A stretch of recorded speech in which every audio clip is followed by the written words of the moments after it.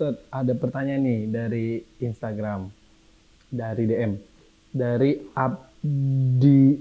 Abdi Al Surgawi. Bolehkah kita belajar filsafat Barat dan pikiran komunisme untuk menangkal kebangkitan PKI? Itu ya, Ustaz. Belajar pandangan ideologi tertentu dengan ingin tidak mengikuti paham tertentu itu sangat sering digunakan sejak dulu.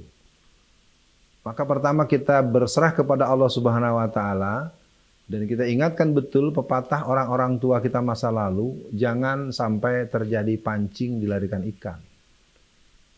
Bagaimanapun ideologi tertentu, ideologi apapun, dia memiliki daya cengkeram dan daya tusuk yang luar biasa.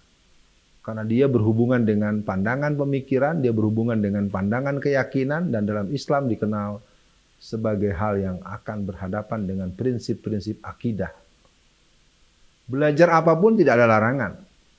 Tapi ketika orang belajar dengan pandangan ideologi tertentu dengan alasan akan melawan orang-orang itu dengan pemahaman yang baik tentang ideologi tersebut, maka jawabannya adalah boleh seiring dengan itu adanya terbangunnya kekokohan akidah Islamiyah dan kita punya keyakinan yang penuh dengan doktrin inas solati wa nusuki wa mahyaya wa mamati lillahi rabbil alamin. Itu yang pertama. Yang kedua, kita juga mempunyai komitmen yang penuh terhadap cinta kepada Allah. Allazina amanu asyaddu hubbal lillah. Dan juga cinta kita kepada Rasulullah. La yu'minu ahadukum hatta ahabba ilaihi wa waladihi wan nasi ajma'in. Jadi ketika ada keinginan belajar apapun, ilmu apapun, filsafat apapun, pengetahuan apapun, dia menjadi hal yang silahkan saja. Tapi bereskan dulu internal rumah kita. Bereskan dulu konstruksi akidah kita.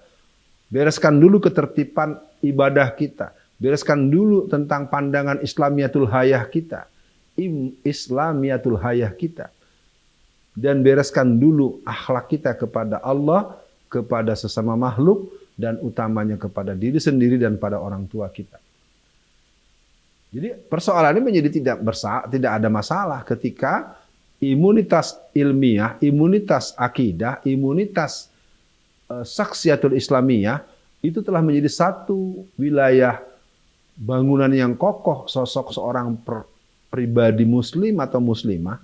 Lalu kemudian dia memahami konsepsi-konsepsi la ilmaniyah, la diniyah, dan konsep-konsep fikroh. Karena filsafat itu sangat mengandalkan kekuatan daya nalar, daya pikir, daya analisis, dan daya keberpihakan berdasarkan rasionalitas.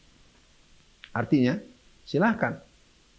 Dengan demikian kita malah dengan mudah, dengan cepat melihat, oh berarti dia telah keliru di sini. Dan dia harus ditolak di sini. Dia harus dihancurkan di sini. Dan dia harus didiamkan di sini. Atau dia harus diperangi di sini.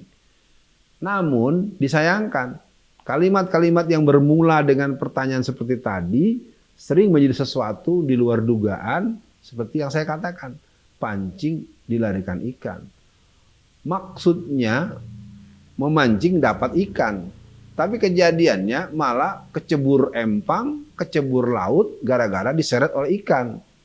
Nah, kalau memang bisa mempunyai pemahaman-pemahaman yang bagus terhadap gaya berpikir, sistem berpikir, filsafat berpikir, atau filsafat ilmu, atau filsafat hidup yang dimiliki dalam satu pandangan-pandangan tertentu, maka kita akan punya ruang dakwah tersendiri untuk mengajak mereka menjadi mengerti bahwa apa yang mereka lakukan itu hanya sebatas dasar-dasar akliyah dan tidak bisa dijadikan pedoman dalam jangka panjang dan tidak akan mengantarkan kepada kemuliaan kita di akhirat nanti.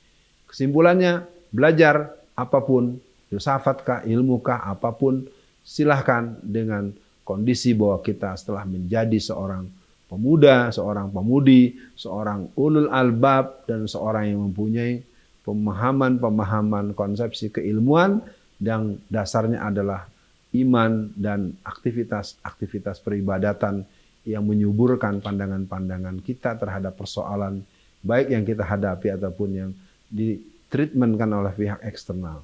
Semoga dipahami dan kita akan tetap menjadi seorang muslim yang istiqomah, yang berpihak pada kebenaran Islam dan semangat untuk izul Islam wal muslimin. Assalamualaikum warahmatullahi wabarakatuh.